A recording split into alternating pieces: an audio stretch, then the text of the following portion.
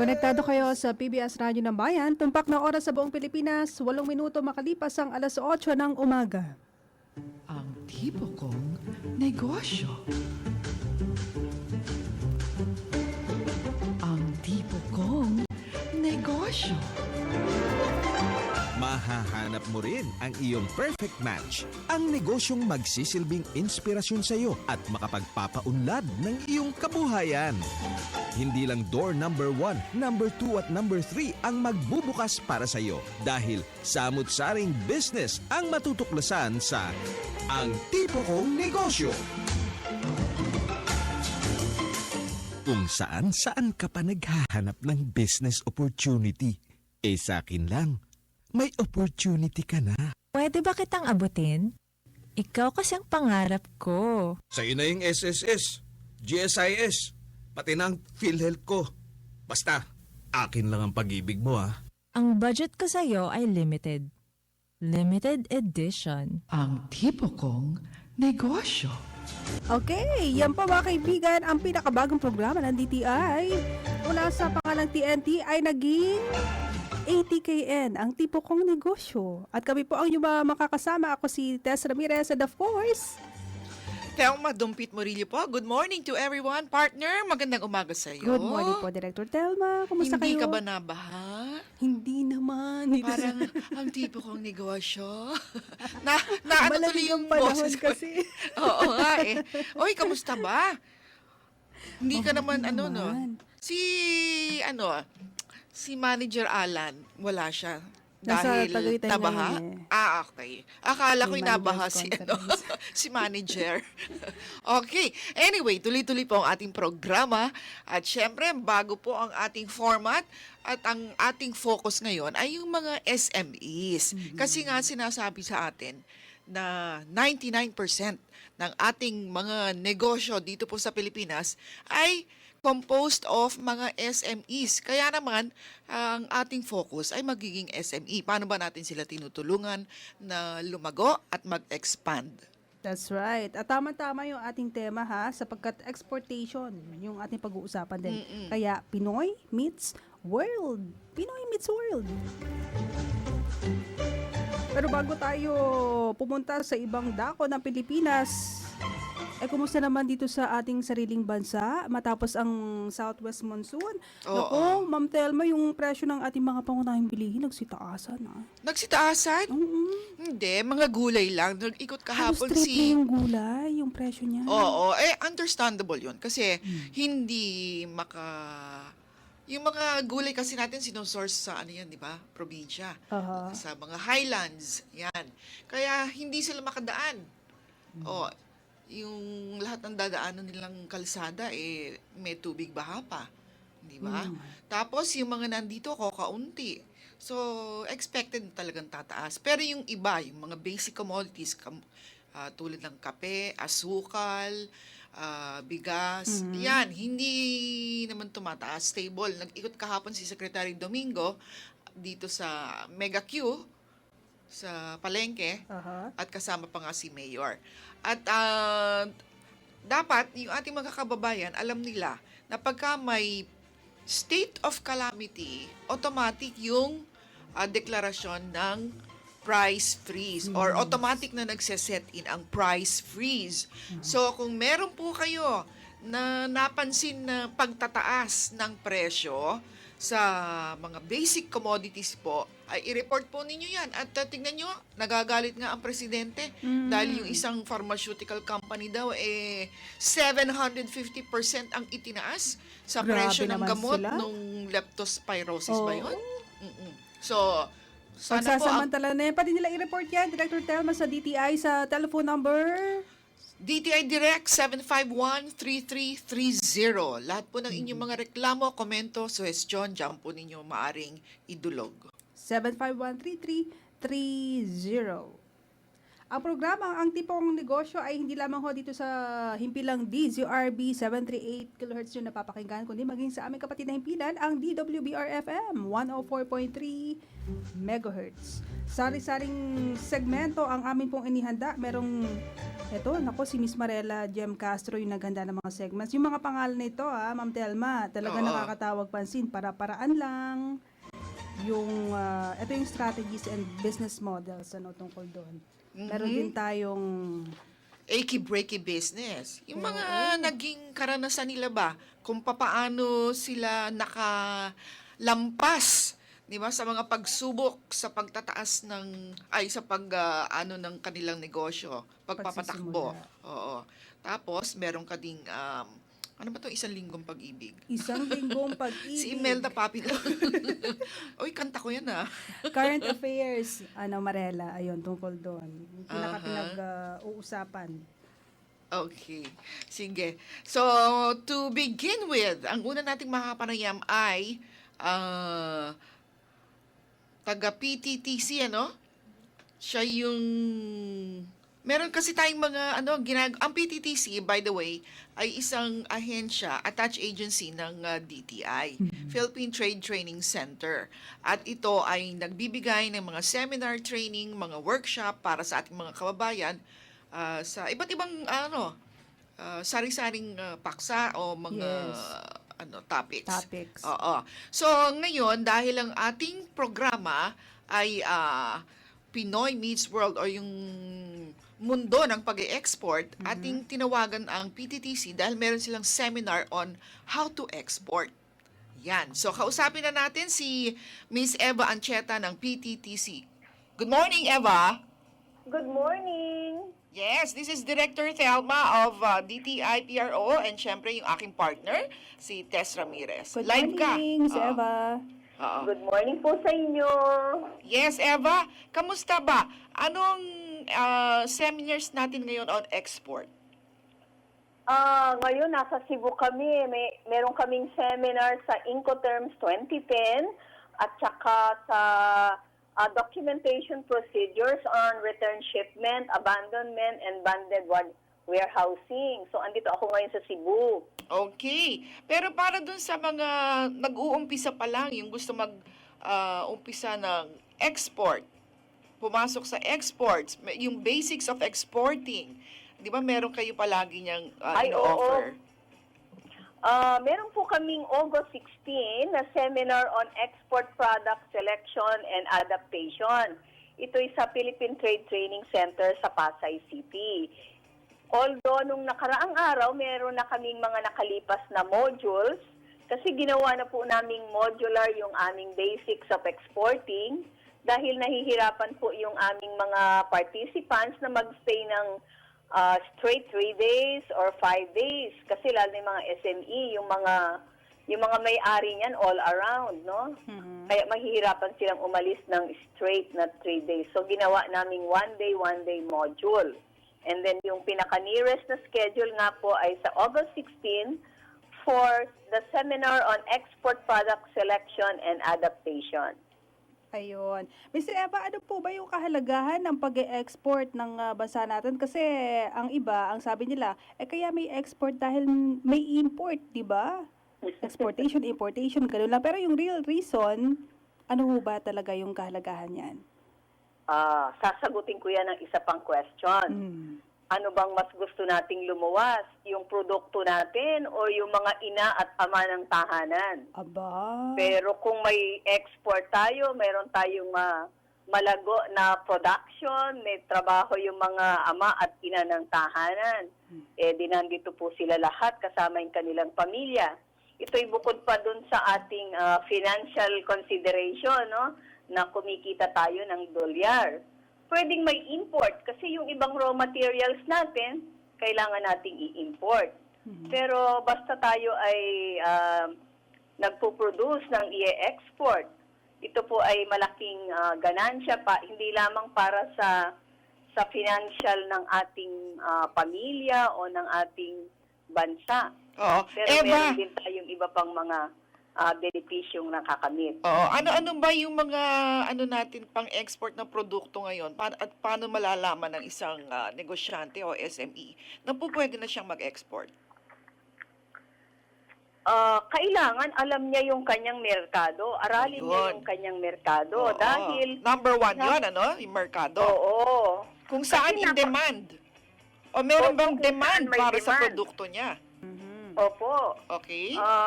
Kasi ngayon ang merkado ay napaka-dynamic, ano? So nagpapalit yan. Maaring alam mo yan ngayon.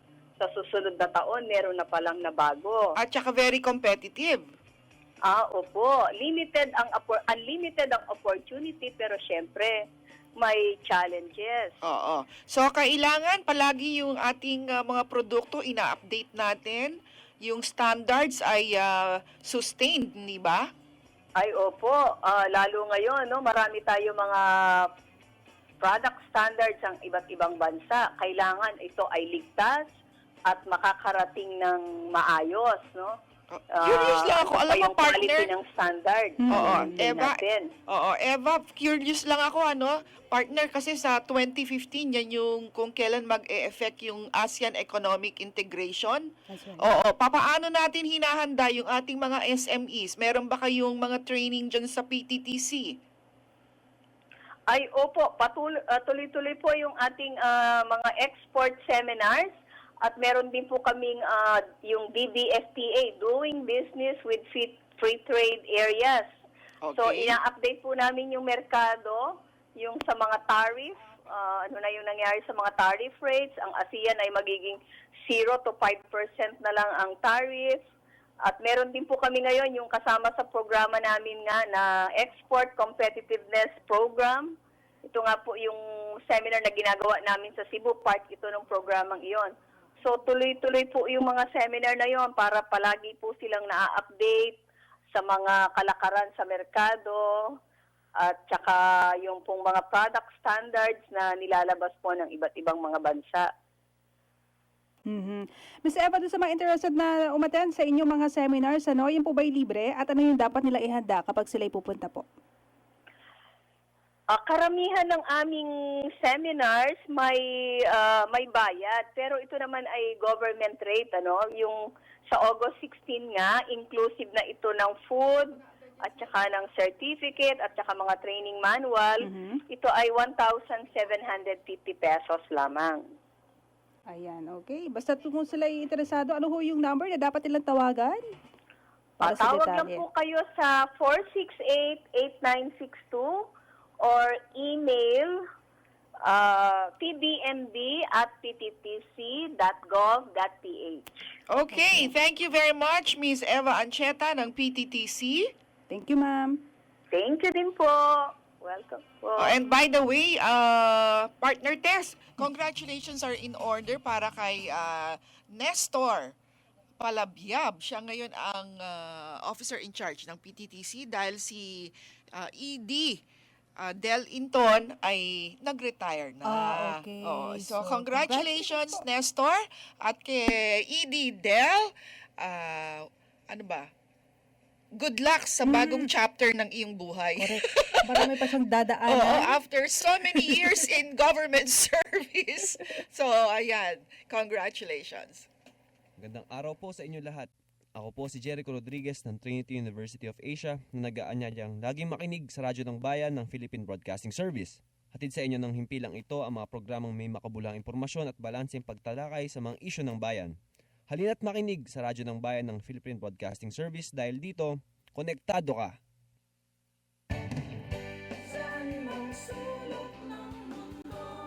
Tangkilikin natin ang radyo ng Pilipino, ang tinig ng mamamayan. Ito po ang inyong lingkod, Secretary Sunny Coloma, dito sa DZRB, Radyo ng Bayan, 738 kHz. Konektado ka!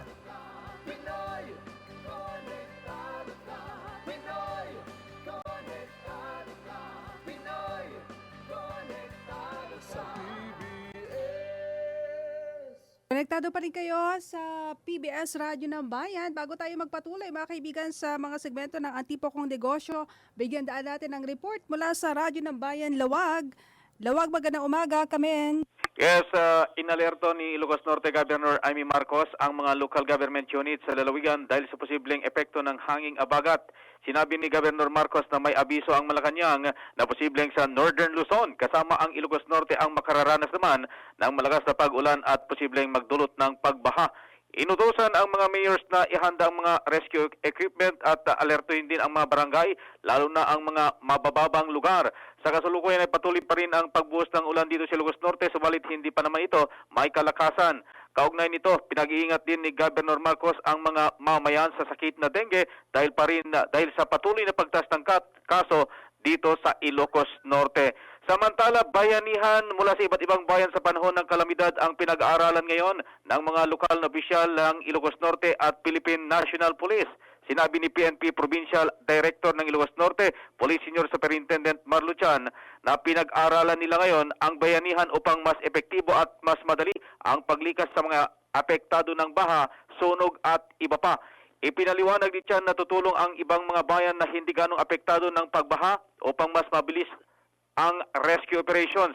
May iba't ibang ahensya din ng gobyerno tulad ng Bureau of Jail, Bureau of Fire Protection, Philippine National Police at iba pa na sasama na rin sa training ng rescue operations upang makatulong din sila sa isasagawang pag-rescue. Ayon kay Chan, ang nangyari ngayon sa Metro Manila ay naalarma ang mga opisyal ng Ilocos Norte at agad na hiniling sa kanila ang lista ng mga kulang pang kagamitan sa rescue operations. Mula dito sa DWFB, PBS Radyo ng Bayan Lawag, ito si Ronald Valdris, Ilocos Norte Konektado ka. Maraming salamat sa iyo, Ronald Valdez. Isunod natin ang report mula sa Radyo ng Bayan, Tayug. Tayug, good morning. Yes, magandang umaga at ito po ang ating situational report. Ilang minuto mula ngayon ay darating ng Pangulong Benigno Aquino III dito sa Tarlac, particular dito sa may bayan ng Paniki.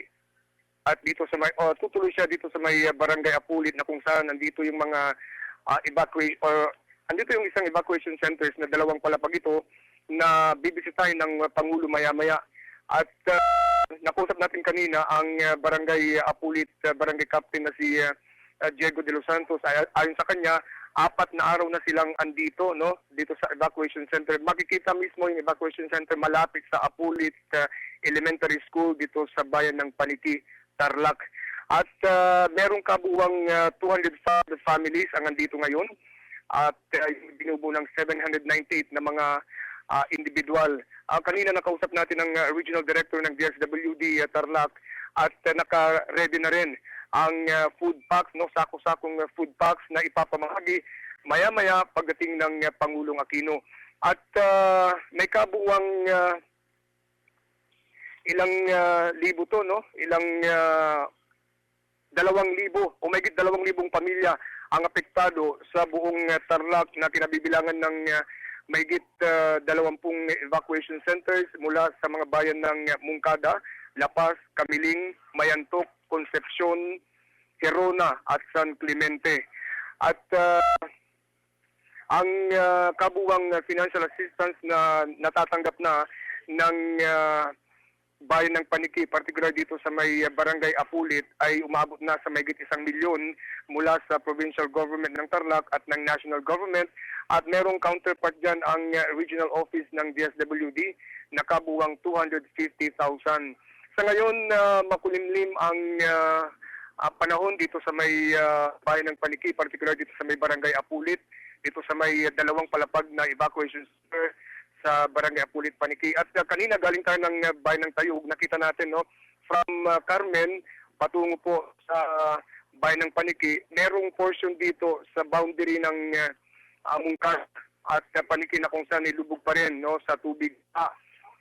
Dito sa kinatatayo natin ngayon, dito tayo sa may Apulit Elementary School, katabi lamang ng evacuation center na bibisitahin ng Pangulong Aquino maya-maya lamang ay lubog sa tubig baha. Walang pasok ngayon dito dahil nakikita natin dito sa mga classrooms talagang lubog, no, sa tubig ba itong Apulit Elementary School. Nag-aantabi na rin mga ilang local government officials po natin. Mamaya inaasahan na pupunta dito sa salubungin ng Pangulo, of course si Governor Victor Yap, si Congressman Henrico Wangco, Mayor Miguel Revilla ng Paniki at ilang mga local government officials. Mga barangay officials din po andito na at yung mga ilang security na nag-aantabi na rin sa pagdating ng Pangulong Aquino. So, yan lang muna ang situation report natin. Magbabalik tayo maya-maya pagdating ng Pangulong Aquino dahil inaasahan siyang magbibigay ng mensahe para sa mga ilang pamilya rito na dito ngayon sa Apulit Evacuation Center. Yan muna ang ating update mula sa PBS DWRX Radyo ng Bayan para sa Kilos Pampanguluan, particular dito sa Barangay Apulit, Bayan ng Paniki, Tarlac. Ito si Ray Salinas. Nag-uulat, konektado ka. Bayan Patrol Report!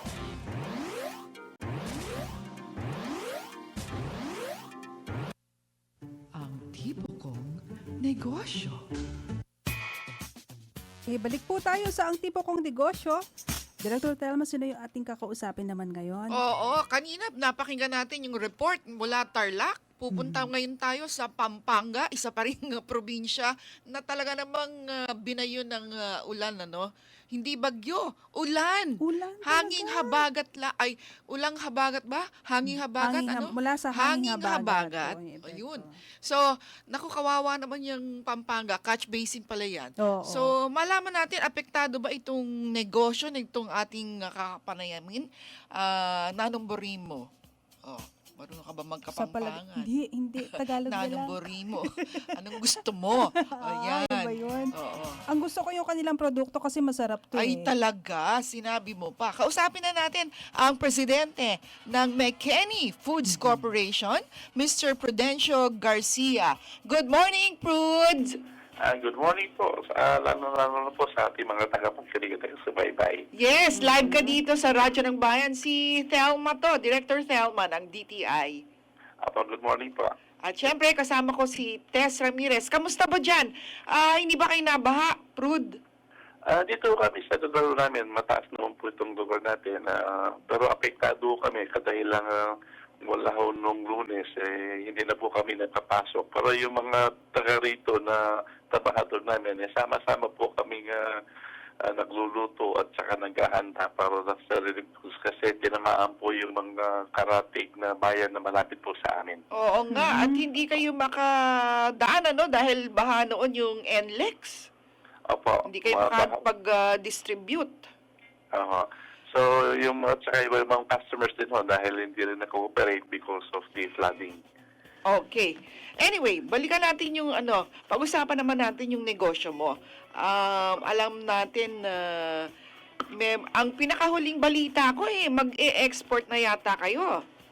Actually, nasimulan na po namin ito nung nakaraang taon nung September. Ito po, sa lukuya po natin din-develop yung market natin sa global market. Paano ba kayo nag-umpisa? Saan ba nagsimula ang McKinney? Actually, it started as a backyard noong 1986 by my parents. My parents, so they were both public school teachers. Si nanay ay grade 1 teacher, si tatay naman ay principal dito sa barangay namin. So, mula ko na sila magsimula magturo at saka mag-retire. Dito na po sila sa barangay namin sila nagsimula. Pero this is in preparation for the retirement in 1990s. So, nagsimula po sa 1986 as a backyard. Kami namang kanilang mga anak, puro ko kami lalaki. 5 kami. Lalaki. So, ako yung pangalawang panganay at lagi ko naman sinasabi sa mga kaibigan, ako yung pangalawa pero ako pinakagwapo, sabi ni Mrs. Oo nga naman. Kamusta pala kay Susan? Tapos, okay. So, nung naitayo na yung negosyo, lahat yata kayo nasa abroad. Bali, at 3 sa 5 magkakapatid, 2 kami sa Saudi Arabia, yung isa nasa US po sila. Oo. So, itong pagputok ng mga pinatubo, ito po yung nagpalaki sa McKinney. Kasi noong 1991 na pumutok pinatubo, yung talagang lugar namin dito ay totally devastated at isolated. So, dahil dito kami nakatira, sabi ni tatay, anak, sabi niya, I think it's time for you to go home. Marami naman kayong ipon. Sabi niya, this is your opportunity to help the community to rebuild. So sabi niya, kung talagang gusto niyo tumulong, yung pagpapadala niya ng mga pera with the Filipino community from ibang bansa na pinapadala rito, sabi niya, that is only temporary. So kung talagang gusto niyo tumulong, sabi niya, masarap tumulong when you get out of your comfort zone. So, sabi sa amin, anak, kung okay lang, bakit di kayo umuwi? And magbakasyon kayo, tingnan nyo kung paano nyo ma-expand to negosyo instead of giving them relief goods. Why don't help them to give them a job? Ibig sabihin, Mr. Prudente, sa halip na mawalan kayo ng kabuhayan dahil sa kalamidad na pagputok ng Mount Pinatubo, yung pa yung naging, kumbaga, starting point para lumago ang inyong negosyo, ano po? Pero mahirap po para sa amin because we were at that peak of our career na ito yung pinapawi, ito na yung nasa peak ka ng career mo. Pero yung sulat ni tatay talagang matindi. Anong panahon na yun? 1990s, wala pa tayo mga cellphones noon. Yes. So, kung makatanggap pa ng sulat niya, almost 1 month, tapos araw-araw ninanamnam mo yung laman niya. Oo nga naman. Okay, so the rest is history. Ngayon, kilala na ang McKinney brand pagdating sa mga meat products. So, itong pagpasok ninyo sa exports, matagal ba ninyong pinag-aralan ito, Prud? Actually, it was a long plan in 1997. We were about to close the business. Gusto namin na isara noon eh. So, no, 1996, di ba tinamaan tayo ng foot and mouth disease? Our sales was down by 40%. And considering that most of our products ay puro pork-based po, gawa sa baboy, tapos yung 1997, sumunod yung Asian crisis. So immediately, nag-meeting ko kami magkakapatid. Sabi ko, as an accountant, lahat naman tayo accountant. 3 sa magkakapatid, puro accountant po kami. Nako, And we know kako, we cannot go on. Hindi tayo pwedeng na FMD. Tapos kako, meron tayong Asian crisis na mahirapan tayo lumaban. So kako, I suggest, let's stop the operation. Tapos ako, we promise na tayo na pagka-normal na sitwasyon, we promise na we're going to go back again dito sa country. So yun ang magandang turning point po namin nung pagdating ng hapon. Kasi sama-sama po kami sa isang bahay noon. Lahat kami isang bahay, lahat isa kaming kwarto. Nung sabi ko namin sa magulang namin yun after the dinner, etong gandang sagot ni tatay, sabi niya, sabihin lang na gumawa na pala kayo ng decision. Sabi po, parang ganun na po. And tatang and I reminded us the reason why we came back. Sabi niya, hindi ba umuwi kayo, hindi naman para sa amin, hindi para sa inyo, para dito sa mga tao natin. And I think, sabi niya, it is very unfair that you made the decision without consulting our people. Ang haba pala ng inyong naranasan. Nako, ang dami niyong pinagdaanan, Sir Prudente.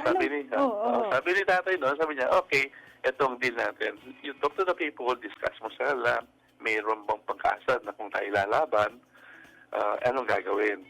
Pagka susuko tayo, madali na magyayari kasi maghiwalay na, ganun lang. So sabi, importante, pero ito hindi, pag sabi nilang lalaban tayo, then you have to stay. That will be the agreement. Ayun. So, I prepared for 1 week lahat yan daling ko doon yung usapan doon sa kaya. Kasi most of our people there were not even high school graduate.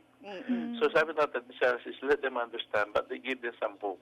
And then help them, and they will decide, and then that's it. Miniting mo namin yan. 40 tao, nakaupo lang sa flooring yan. So, diniscuss ka. At the end of the day, sabi ni tatay, are we going to fight or are we going to surrender? Ano yung ginawa ng mga tao? Tumayo. We will fight. Wow. So, ano pang magagawa mo? Fight! Sabay tayo ni tatay Sarah.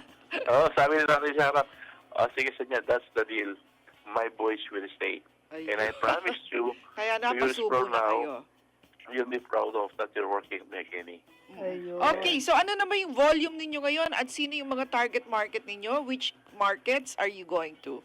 Actually, we're targeting yung mga countries na malapit sa atin, especially, we started on the Middle East in Dubai. Okay. And we are looking for some, like for example, Korea, Hong Kong, Singapore, maybe Japan, and possibly US. Pero sa US, may problema po tayo niyan. They're still very strict when it comes to processed meat. Right. So, yung mga produkto mo ba, halal o hasap o... Yun ang hindi po, hinahanap this ng is iba. intended for non-Muslim pa. Okay. Yeah. Very good. So, ano naman ang oportunidad para dun sa mga gustong ano ba tawag dito? Mag-export. Maging distributor ng McKinney o yung maging consultant. Alam ko meron kayong mga opening ngayon or opportunities. Apo, actually marami po yung mga customers po namin yan. Sinasabi namin, okay, we give the best quality with the most reasonable price. So we encourage people to sell the product rather than to produce kasi yun ang expertise ng ho namin ngayon for so many years. Considering that we have a lot of awards that when it comes to food safety and quality. So sabi namin, okay, madali kasi pagpasok mo sa mga kapitbahay mo, kakilala mo, madali na kasi kada pagtingin, maybe next week bibili uli yan. So it will be a continuous Word of business. mouth. Yeah. Okay. So far, maganda naman po yung naging, yung mga customers namin ay lumalago rin, lumalaki, growing with us. Ang ano namin sa kanila is the more you sell, the more people that you help to have a job. Ayun. So, imposible na ho ngayon magsara ang McKenny, ha? Sir Prudente. Salamat po sa Panginoon, at least with all the guidance at saka yung malaking bagay po yan. Okay. So, para po doon gusto makipag-ugnayan sa inyo, meron po ba kayong telepono, Mr. Garcia? Opo, meron po kami yung 045-458-0000. Okay po, yung pwede rin muna na makita sa website po yung mckenny.com. mckenny.com. Okay, thank you very much, Prud. At take care dyan sa Pampanga. Thank you po and good luck. Maraming salamat po. Ayan po.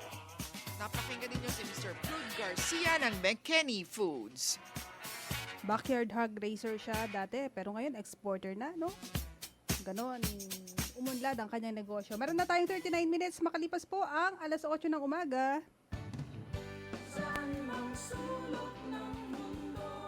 Tangkilikin natin ang radyo ng Pilipino, ang tinig ng mamamayan.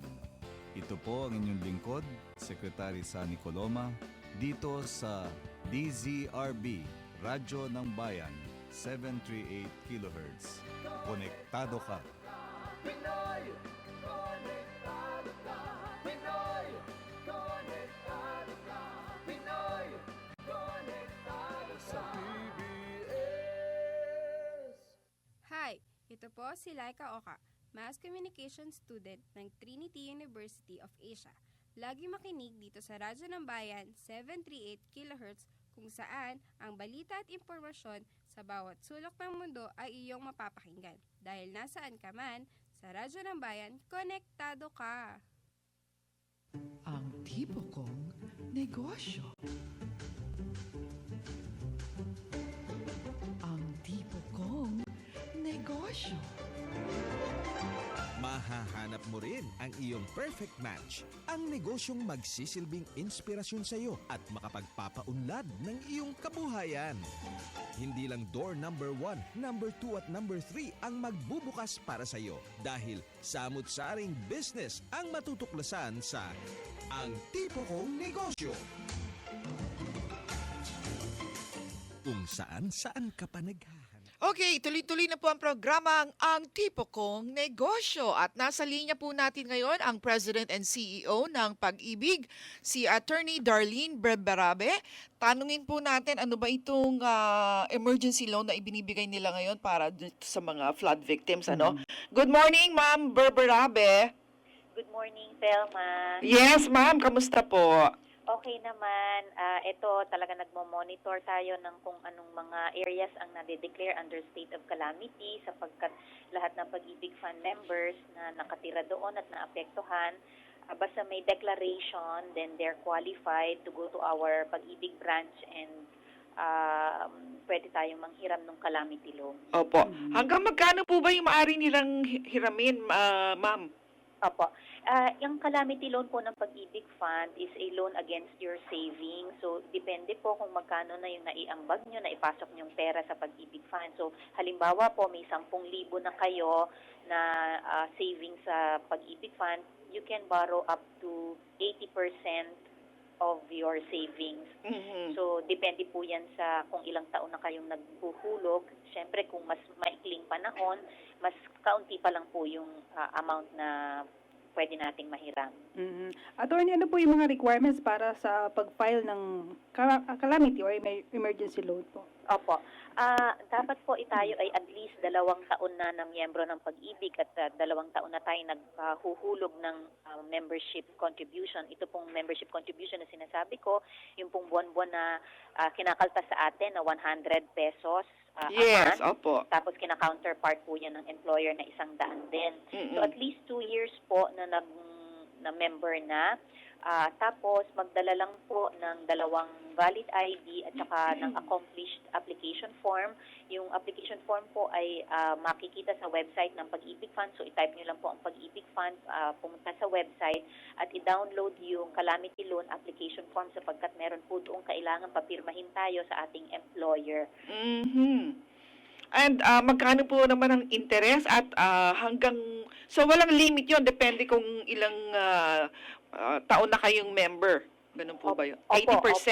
So, ang average po ng nakakahiram sa amin ng calamity loan would be around 10 to 15,000 pesos. So, ibig Okay. sabihin, ang mga pera nila ay mas higit doon kasi up to 80% yung pwedeng hiramin. Mhm. Ang pagbabayad po natin ng calamity loan ay within 2 years, 2 years to pay po, pero may grace period po tayo na 3 months. Ibig sabihin, kung ngayon po tayo naka-loan na August, kami po yung magsisimulang maningil, mag-a-amortize kayo ng after 3 months pa, kumbaga may palugit. So, November. Opo, iniintindi natin na within the next 3 months, medyo hirap pa galing doon sa calamity. So, after Yes. 3 months po tayo magsisimula ng pagbabayad. 2 years to pay po. At ang interest rate po ng calamity loan ng Pag-ibig Fund ay 5.95%. Ito po, ma'am, yung kakababa lang namin. Dati po, ito po ay 10.75. Ngayon po ay 5.95% per annum. Naku, napakaganda namang balita niyan. Malaking bagay yan. Pero attorney, kung halimbawa meron po silang utang sa Pag-ibig, may bawas po ba yung makukuha nilang yung kanilang hinihiram? Ibabawas po ba? Opo, ibabawas po natin yun dun sa multipurpose, yung pong ating tinatawag na multipurpose loan. So ito po iaawas natin doon sa calamity loan na hihiramin. Eh di kung malaki-laki yung kanilang MPL, wala na silang mauutang. Opo. Ito po yan sa issue na kinakaharap namin ngayon. Ngayon po, hindi ko lamang pa po kaagad-agad maipangako, pero pinag-aaralan na po namin na maglabas ng isa pang programa na hindi po base sa na-impok or sa savings mo sapagkat iyan po ay isa sa kinakaharap namin na reklamo ng ibang miyembro. Sinasabi nila na, meron akong existing MPL, so paano yon, nababawasan na. So, ang pinag-aaralan po namin ay kung pwedeng magkaroon ng certain amount for calamity loan na kaiba dun sa MPL. So, dapat magkaiba yung MPL at saka yung calamity loan. Opo. Pero ito po kasi ay hindi po kagaya ng bangko na hindi po ba sa bangko meron tayong mga cash loan na tinatawag. Yung sa mga credit card na yun po ay walang collateral. Yes. Sa Pag-ibig Fund kasi, sapagkat ang talagang programa ng Pag-ibig ay pabahay at kumbaga ito ay sangay na lamang ng ibang programa para makatulong sa miyembro. Sa ngayon po, ang aming programa ay para lamang sa mga loans na collateralized. Pero pinag-aaralan po namin na handa na ba kami na magpautang na walang collateral. Sa ngayon po kasi ang collateral value ng calamity loan at saka ng MPL yun pong savings na nakapasok. Yes. So, pero pinag-aaralan po namin kung kaya na ba namin yon na walang magpahiram sa mga, siguro sa mga tao po na medyo talagang hindi mataas ang risk namin at kung hindi naman masyado mataas ang risk, pwede kaming magpahiram. Okay. So, ma'am, ano po yung number na hotline ninyo para dun sa may mga tanong pang iba? Opo, ang hotline po ng Pag-ibig Fund ay 724-4244. Ang website po namin ay www.pagibigfund.gov.ph para po ma-download nyo na ang calamity loan form para iwas na po tayo ng pila sa branch para pagpunta doon. Process agad. Kaagad, mai-process ka agad. Ang Citizens Charter po namin na commitment is 1-day processing unless po renewal. Pagka-renewal po ay halimbawang may MPL, it will take us 3 days po. Pero kung bagong loan lang, then it will just take us 1 day. Okay, thank you very much, Attorney Darlene Berberabe, close friend. Ay, close friend. Oo. Kamusta ka na? Oo, magkita tayo uli. Okay, Yes, salamat maraming salamat and good po. luck. Opo, Thank you, very much. Attorney. Alright. Yan po, mga Ayan, ang kaibigan. pag-ibig. Sa bawat kabanata ng ating buhay, nandyan ang pag-ibig. Correct. Hindi dapat mawala ang pag-ibig sa ating mga puso. Correct. So, dun po sa interesado dun sa Calamity Loan, 2 valid IDs, at least 2 years membership, i-fill up po ninyo yung accomplishment form, at ang interest po dyan, 5.95% lamang. Oo, pero kung meron kayong existing MPL, nako, medyo baka magkaroon tayo ng konting problema. Oo. Pag malaki-laki ho yung inyong kautangan, yung sa MPL, mag-isip-isip muna bago mag-file ng calamity loan, ha? Kasi dobleng bayad din kaya interest nun eh. So, ang hotline, maaari po ninyong tawagan 724-4244. Yes. Okay, 48 minutes after 8 ang ating oras. Ay, magandang araw po sa inyong lahat. Ito po si Kaini Castro ng New Era University na nag-aanyayang laging makinig sa Radyo ng Bayan ng Philippine Broadcasting Service. Hatid sa inyo ng himpilang ito ang mga programang may makabuluhang impormasyon at balanseng pagtalakay sa mga isyu ng bayan. Kaya talina't makinig sa Radyo ng Bayan ng Philippine Broadcasting Service. Dahil dito, konektado ka!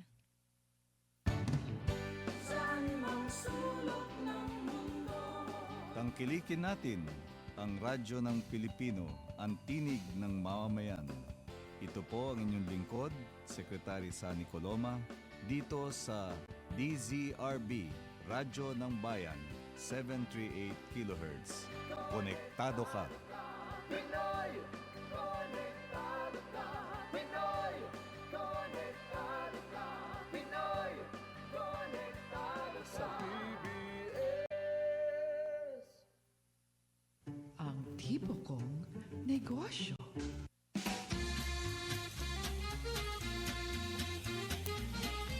Yes! Thank God it's Friday! Thank you talaga. Bakit? Ang haba ng linggo araw ba? na. Ang haba ba ng linggo? Oh, tamang-tama. Mahabang ulan kasi yung naranasan natin eh. Tamang-tama kasi ang segment na to, isang linggong pag-ibig. Oo nga, no? So, isang linggong ulan tayo, di ba? So, alam mo kanina, ninenervous nga ako kasi siguro gumising ako ng mga 3:00, umuulan na naman. Nakikiramdam din ako sa ulan kanina kung lalakas ba o hindi. Pero sabi na Pag-asa, di ba, starting today, makakaranas tayo ng mas mabuting panahon. Sino ang nagsabi? Ang Pag-asa. Sino doon? Sana Kasi may napagalitan doon, di ba? May pinagalitan doon sa presidente. Magtanong ka muna sa director mo, ha? Bago ka mag-announce. Pero dapat, mula nung kanilang bitiwan, marami-rami yung nagsabi noon na forecaster. Na ano? Na weather forecaster na starting Gaganda? Thursday, gaganda na yung panahon. Gumanda Kaya ba? sana nga. Di ba ngayon umaraw-araw na? Sana Biyernes ngayon magtuloy-tuloy. O kahapon, nung bandang hapon kahapon. Umaga, malakas pa yung ulan eh. Kaya nga medyo ako nun eh. Alanganin ka? Okay. Teka, nandito na ba sa ating linya yung ating susunod na guest? Ikaw talaga, tawanan tayo na tawanan. Nandiyan na pala sa linya yung ating susunod na guest. At ang pag-uusapan natin, kasi pagka-export, importante, napaka-importante ng packaging.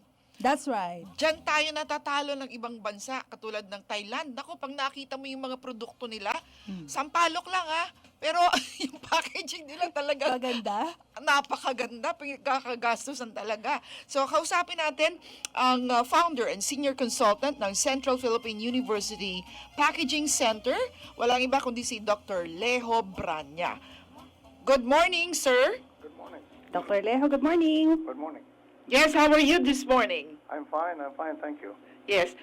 First of all, can you tell us what is Central Philippine University Packaging Center? Well, the Central University Packaging Center is a component of the CPU School of Packaging Engineering. And it is also the training ground for the students who are training to be packaging engineers. The first and the only university that offers the course in the Philippines. I see. You are the founder. What brought about this setting up of the packaging center? Well, The School of Packaging was founded in 2006. And it has been in operations now when we have two graduates, 2-year graduates now. We have a total of about 30. And in 2010, I retired, or earlier than that, I retired from the U.S. as a packaging professional. That explains why you have a twang. Well, I would prefer to talk in English because my Tagalog is rusty. Ganun po pa. Pero si Dr. ay balik scientist din pala, no, ng Department of Science and Technology. Yes, 2002, naging packaging, the first packaging balik scientist in the OST. Okay.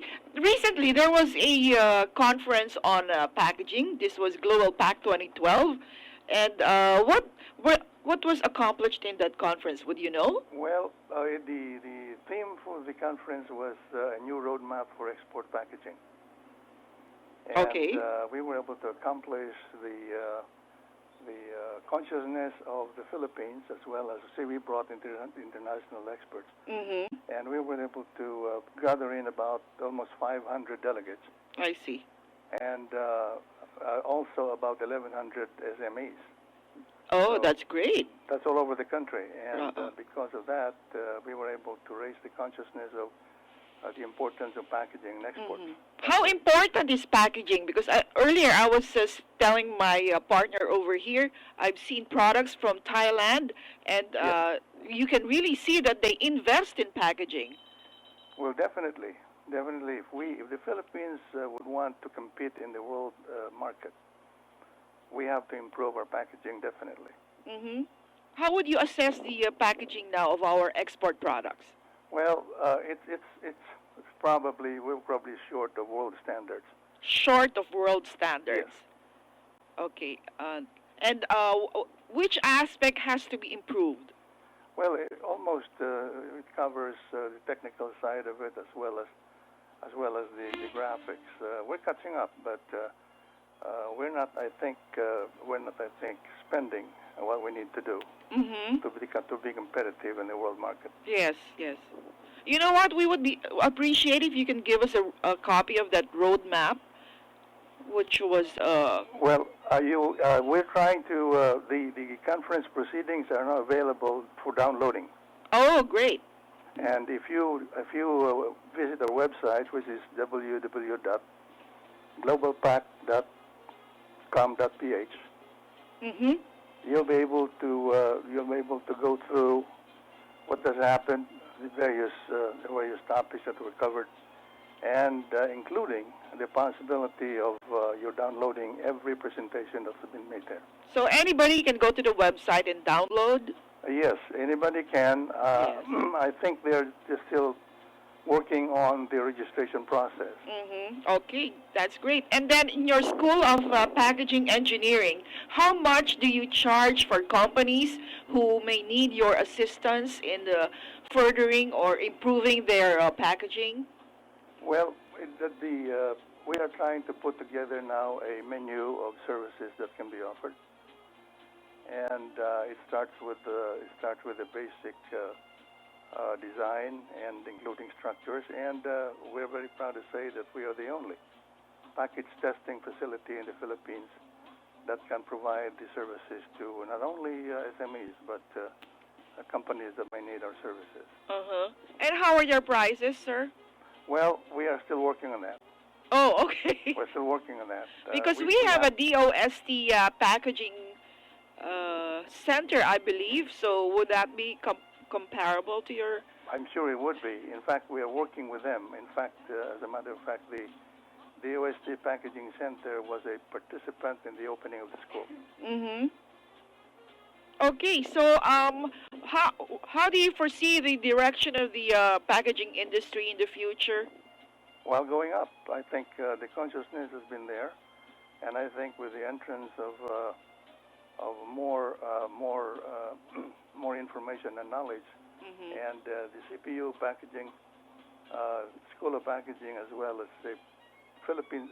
By the way, The entity in the CPU would now be called the Philippine Center of Packaging Engineering and Technology. Okay. How in the costings, how much percent should be for packaging when you price your products? Well, it depends. If you talk about perfume, then the packaging is a small cost. Okay. But when you talk about Food. food, it depends. Food depends. So on- there's no set formula for it. Well, Like 20% should be for packaging. It would be difficult because it depends on how food is conveyed, whether it's refrigerated Okay. or whether it's frozen Okay. or whether it's just ordinary temperature. Okay. So anyway, thank you very much for your time, Dr. Branya. And for those who have some questions for you, where can they contact you? Well, first of all, I would like to thank you for the opportunity for introducing the CPU School of Packaging Engineering, the first and only school in the country. And we have needs of students because there are companies that are asking for professionals. Yes. So what's your So number? they can contact the School of Packaging Engineering, Central Philippine University in Iloilo City, and it's also in You have a number, sir? Yeah, the telephone number is 033 Yes. 320 Yes. 5448. 5448. Okay. Thank you very much. Dr. Leho Branya, founder and senior consultant of the Central Philippine University Packaging Center. You're welcome, and look Good forward morning. to more interaction with you.